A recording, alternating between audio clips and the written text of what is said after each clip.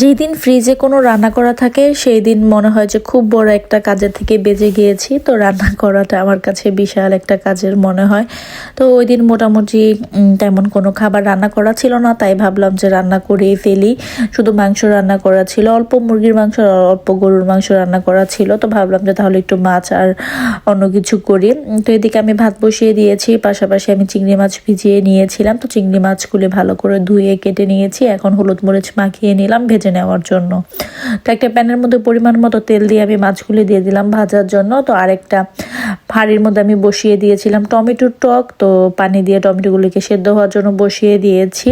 তো এদিকে মাছগুলিকে আমি একটু উল্টিয়ে দিচ্ছিলাম। আজকে চিংড়ি মাছটাকে আমি ঝুঁকিনি দিয়ে রান্না করব। যখন মাছটা ভাজা হয়ে গিয়েছে আমি তুলে নিয়েছি। ওই প্যানের মধ্যে আমি কিছুটা পেঁয়াজ আর কাঁচামরিচ দিয়ে দিলাম।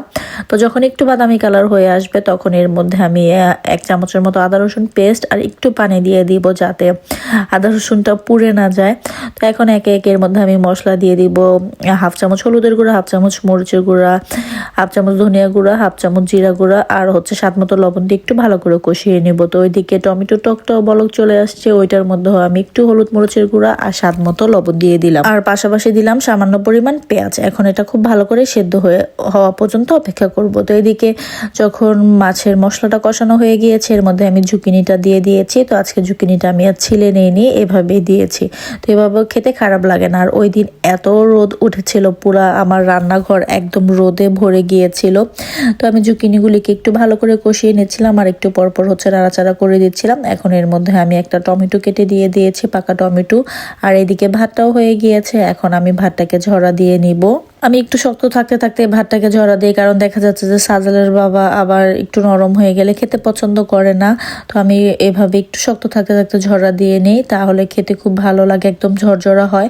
আর ওইদিকে আমি মাছের জন্য পরিমাণ মতো ঝোল দিয়ে দিয়েছি। আর এইদিকে আরেকটা প্যান বসিয়ে দিয়েছি, এর মধ্যে পরিমাণ মতো তেল দিয়ে আমি কিছুটা বেগুন ভেজে নিচ্ছিলাম। তো ওই দিন আমি একটু বেগুন ভর্তাও করেছিলাম।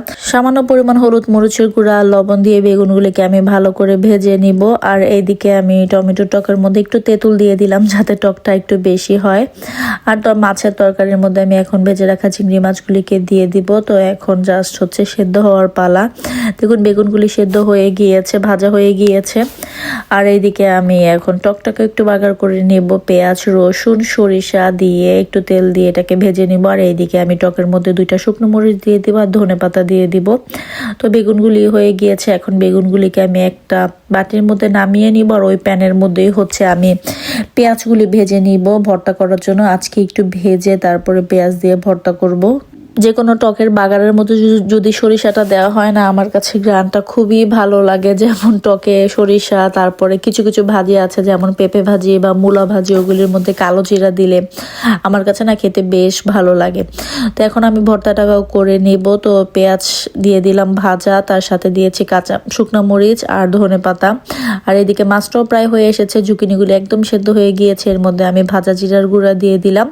আর এইদিকে আমি টকটাকেও বাগার করে নিলাম। তো লাস্টে মাছের মধ্যে আমি বেশ কিছু ধনেপাতা দিয়ে আর একটু ঝোল কমিয়ে এটাকে আমি নামিয়ে নিব।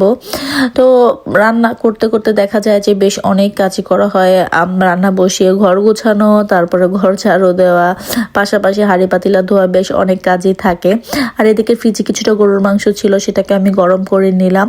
আর ওইদিকে যখন সাজেল আসবে খেতে বসবে, কারণ সাজেল আসতে আসতে প্রায় 3:30 বেজে যায়, তখন আবার দেখা যাবে যে খাবারটা ঠান্ডা হয়ে যাবে। তো তখন আমি ফ্রিজ থেকে নামিয়ে ওকে ওভেনে গরম করে দিব। তো এদিকে আমি ভর্তাটাও করে নিলাম। লাস্টে এর মধ্যে আমি কিছুটা সরিষার তেল অ্যাড করে দিলাম। তো এই বেগুন ভর্তাটা আমার কাছে খেতে বেশ ভালো লাগে, ভর্তা বা ভাজা দুইটাই আমার কাছে ভালো লাগে। এখন একে একে সব খাবারগুলি আমি বেড়ে নিব। তো সুন্দরভাবে বেড়ে অন্য বাটিতে আমার কাছে দেখতে ভালো লাগে, তাই আমি বরাবরই সব খাবার রান্না করার পর আরেকটা বাটিতে বেড়ে রাখি। দেন আবার যখন ফ্রোজেন করি তখন আবার বক্সে করে রাখি। তো যাই হোক, আজকে ছোট একটা ভিডিও, আশা করি আপনাদের ভালো লাগবে। যদি ভালো লেগে থাকে তাহলে অবশ্যই একটি লাইক দিবেন। আর ভিডিও সম্পর্কে কোনো মন্তব্য থাকলে অবশ্যই আমাকে কমেন্ট করে জানাবেন।